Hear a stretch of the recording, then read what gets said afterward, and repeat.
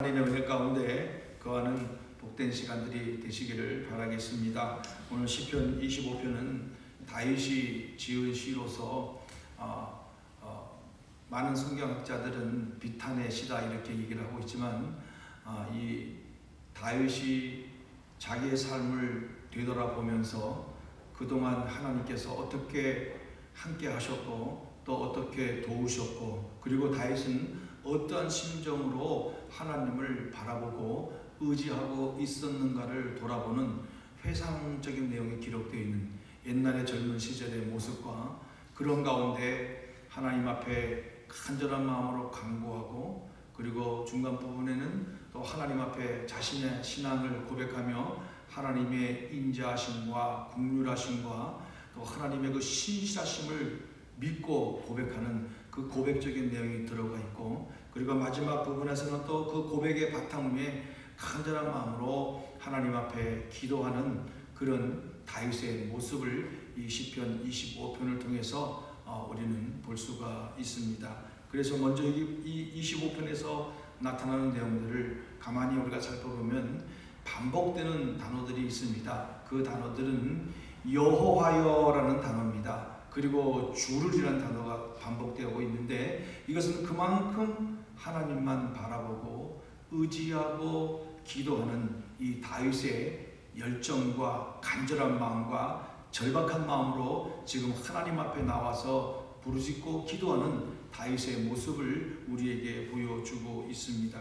그래서 하나님이여 여호와여 여호와여 부르면서 나는 하나님을 우러러 봅니다. 그리고 나는 하나님을 의지합니다. 그렇기 때문에 내가 어려움을 당하지 않도록 보호해 주시고, 그리고 또 주를 바라보기 때문에 또 수치를 당하지 않도록 하나님께서 저에게 힘과 능력을 베풀어 주실 줄로 믿습니다. 이렇게 확신에 찬 기도를 드리고 있는 다윗의 모습을 보여주고 있습니다. 그리고 또 4절과 5절에서는 다윗은 또 표현하는 고백하기를 하나님 저를 교훈해 주시고 가르쳐 주십시오 이렇게 말하고 있습니다. 그래서 여기서는 주의 길, 주의 도, 주의 진리는 거의 같은 의미의 하나님의 말씀을 의미하고 있습니다. 그리고 특별히 여기서 내게 가르치소서에 대한 그 원어의 의미는 라마드라는 단어가 사용되었는데 이 원형으로 단련시키고 연마시킨다. 다시 말하면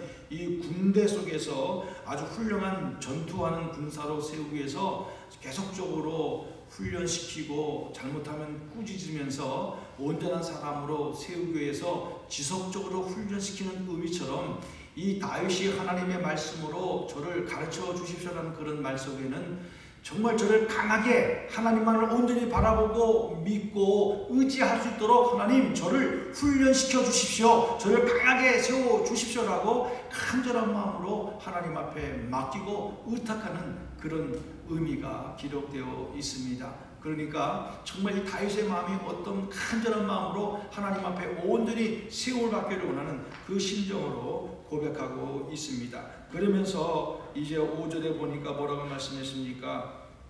6절에 5절과 6절에 보면 교훈하시고 주는 내 구원의 하나님이시니 내가 종일 기다립니다.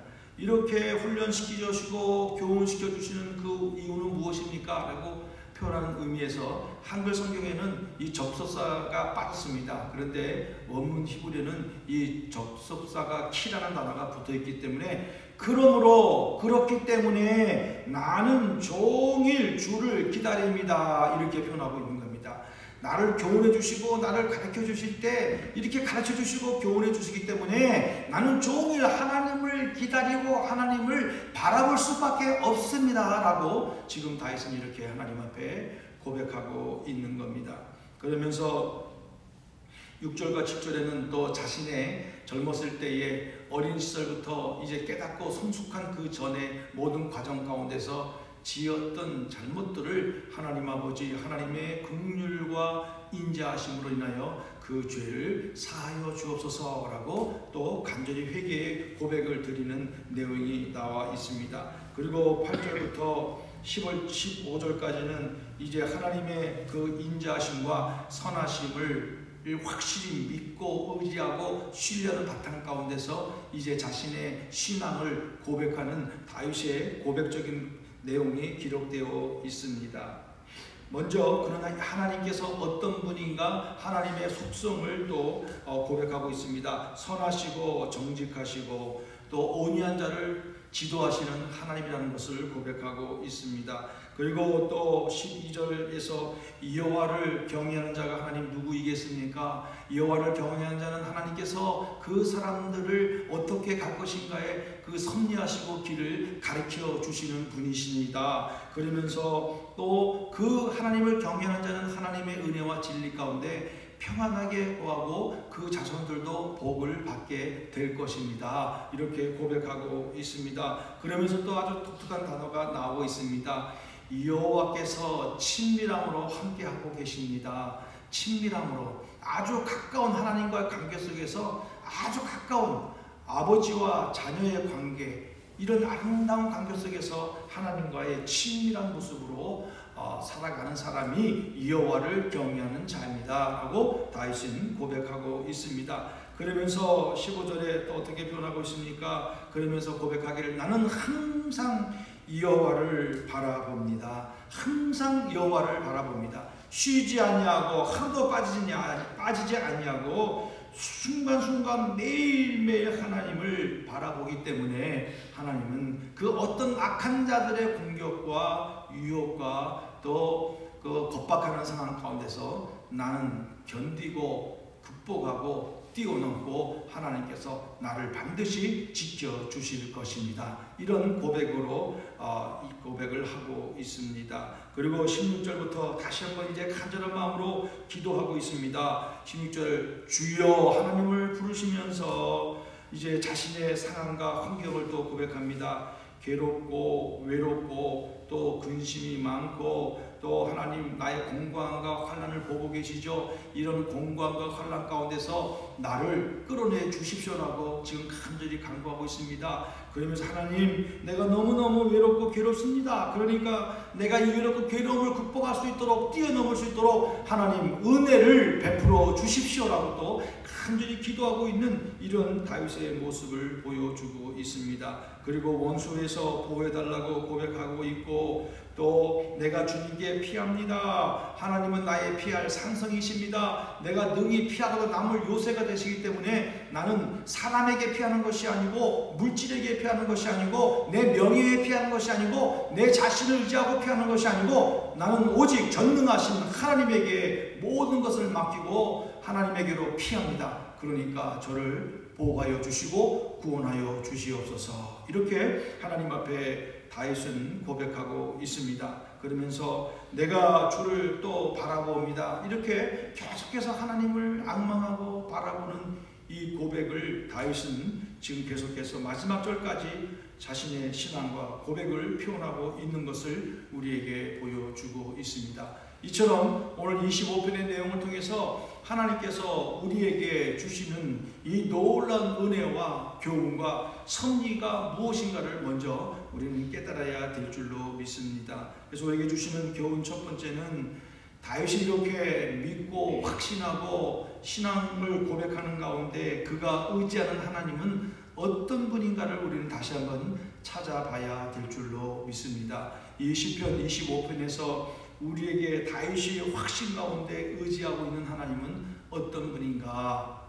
긍휼과 인자하심을 우리에게 베푸시는 하나님의 모습을 우리에게 보여주고 있습니다. 이 다윗은 하나님의 긍휼과 인자하심 헤세드, 하나님은 아무 조건 없이 한량없는 은혜를 우리에게 베풀어 주시는 이 헤세드의 하나님의 그 모습을 우리에게 보여주고 있습니다. 그러하기에 이 다윗은 이 하나님을 바라보고 우리가 보았던 말씀처럼 우러러보고 의지하고 바라보고 고백하고 또 가르쳐달라고 교훈하고 있는 이 하나님의 모습을 우리에게 보여주고 있습니다. 그리고 하나님은 주의 말씀으로 교훈하시고 가르치시는 은혜로우신 하나님이십니다. 그리고 온유한 자를 또 하나님을 경외하는 자들을 옳은 길로 이끌어 가시고 섭리하시는 이 놀라운 하나님의 은혜의 모습을 우리에게 보여주고 있습니다. 또한 죄를 지었을 때 회개할 때 하나님은 또 의로우시고 미쁘사 우리 죄를 깨끗하게 씻어주시는 이 하나님의 놀라운 모습도 우리에게 보여주고 있습니다. 그리고 고난과 어려움 중에서 반드시 도우시고 피할 길을 열어주시고 우리의 산성이 되어주시는 이런 하나님의 모습을 우리에게 보여주고 있습니다. 성실하시고 정직하신 하나님의 속성을 또 우리에게 보여주고 있는 것입니다. 이처럼 다윗의 고백과 강구 속에서 보여주시는 이 하나님의 놀라운 속성과 하나님은 어떤 분인가를 다윗이 고백하고 표현했던 것처럼 오늘도 우리가 하루를 살면서 이 다윗에게 임하였던 하나님, 다윗이 믿는 하나님, 다윗이 고백하고 알고 깨달은 이 하나님의 놀라운 사랑과 은혜를 오늘도 우리도 함께 같이 믿고 의지하고 또 그분을 점점 더 깊이 알아가고 하나님만을 바라보고 하나님을 의지하고 믿고 나가는 우리들의 삶이 되어야 될 줄로 믿습니다. 하나님은 한시도 1분 1초라도 우리를 떠나신 적이 없습니다. 단지 우리가 그것을 잊어버렸기 때문에, 그것을 우리가 의식하지 못하기 때문에 하나님이 없는 것처럼, 하나님이 나와 함께하지 않는 것처럼 여길 때가 많이 있었습니다. 때로는 아예 하나님을 잊어버리고 내가 주인이 되어서, 내가 하나님이 되어서 내 마음대로 하려고 했던 때가 얼마나 많이 있었습니까? 그렇지만 오늘 본문의 말씀을 통해서 하나님이 이처럼 놀라운 은혜를 베풀어 주시고 다윗과 함께 하셨던 하나님이 오늘 우리와 함께 하심을 분명히 믿으시기를 바랍니다. 그 하나님을 믿고 의지하고 따라가는 그런 귀한 하루가 되시기를 간절히 바라겠습니다. 두 번째로 우리에게 주시는 교훈은, 오늘 우리는 다윗의 신앙을 통해서 우리의 신앙도 살펴보는 그런 시간이 되어야 될 줄로 믿습니다. 사도행전 13장 22절에 오늘 하나님은 이러한 말씀을 우리에게 주셨습니다. 다윗을 왕으로 세우시고 증언하여 이르시되 내가 이새의 아들 다윗을 만나니 내 마음에 맞는 사람이라 내 뜻을 다 이루리라 하시더니, 오늘 다윗의 신앙을, 다윗의 삶을 바라볼 때 오늘 이 사도행전 13장 말씀을 통해서 또 사무엘상 13장의 말씀 속에서 하나님이 다윗을 선택하실 때에 그의 키나 용모나 그것을 바라보지 아니하시고 하나님의 마음에 합한 자를 찾으시는 그 모습, 그리고 찾으셨습니다. 그 찾은 사람이 누구였습니까? 바로 다윗이었습니다. 다윗은 그 집안의 제일 막내로서 정말 양을 치고 목자의 그런 삶을 어렸을 때부터 살아왔지만, 그런 삶 가운데 오늘 다윗은 고백할 때, 다윗이 스스로 고백할 때 곰과 짐승들의 그 공격에서 양들을 보호했고, 그 광야에 또 그 광야에서 양들을 키우며 살아갈 때 늘 하나님을 바라보고 의지하고 온전한 믿음을 가진 신앙으로 살아왔기 때문에 하나님이 그 다윗을 보시고 선택하시는 놀라운 은혜의 모습을 우리에게 보여주고 있습니다. 그래서 다윗은 온전히 하나님을 신뢰하는 신앙으로 살아온 이 다윗의 인생의 모습을 보게 됩니다. 온전히 하나님을 신뢰하였기 때문에, 흔들리지 않냐고 끝까지 하나님을 신뢰하였기 때문에 다윗의 그 인생의 모든 전반적인 삶은 하나님이 함께 하셨고 하나님이 그를 통하여 놀라운 축복을 베풀어 주셨기 때문에 이스라엘의 역대 왕들 가운데서 제일 많은 영토, 하나님께서 모세를 통하여 주신 약속의 땅을 거의 그 약속의 말씀대로 회복하는 그런 놀라운 은혜를 다윗에게 베풀어 주셨습니다. 그것은 다윗이 강한 군사이기 때문에 아니었습니다.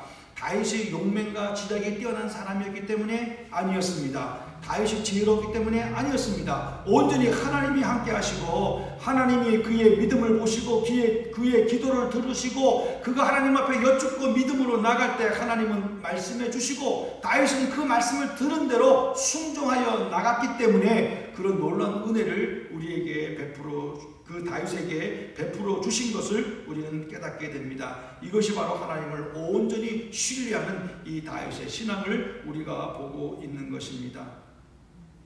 그리고 다윗은 발생된 어려운 상황과 환경에 흔들리지 아니하고 하나님의 은혜와 긍휼을 믿고 다 맡기고 믿음으로 나가는 그 믿음을 우리에게 보여주었습니다. 전혀 흔들리지 아니하였습니다. 더 하나님의 긍휼하심과 헤세드의 하나님 앞에 온전히 의지하고 다 맡기고 하나님 앞에 고백하고 있습니다. 하나님, 저 외롭습니다. 하나님, 저 공고합니다. 하나님, 저 이런 걱정이 있습니다. 하나님, 지금 적들이 저를 공격하고 있습니다. 하나님, 저 지금 쫓기고 있습니다. 다 하나님 앞에 가지고 나와서 하나님 앞에 다 아뢰고 맡기고 그리고 기도하고 믿음으로 나아가는 이런 다윗의 모습을 지금 우리에게 보여주고 있는 것입니다. 사랑하는 성도 여러분, 오늘 다윗은 이렇게 신뢰를 가지고 온전히 하나님 앞에 맡기고 그리고 기도함으로 하나님 앞에 나아갔던 이 다윗의 모습이 오늘도 우리도 이 모습을 갖고 살아가야 될 줄로 믿습니다. 하나님은 전능하십니다. 하나님은 우리의 모든 것을 아시고 우리의 형편도 아십니다. 우리가 당한 환경도 아십니다. 하나님은 우리에게 원하는 것은 다른 것이 아닙니다. 그저 하나님 앞에 다 맡기고 오늘 다윗처럼 다 맡기고 하나님만을 바라보고 신뢰하고 그분께 기도하고 나갈 때에 하나님께서 다 해결해 주셨던 것처럼 오늘도 우리에게 다 해결해 주시고 이끌어 주실 줄로 믿습니다.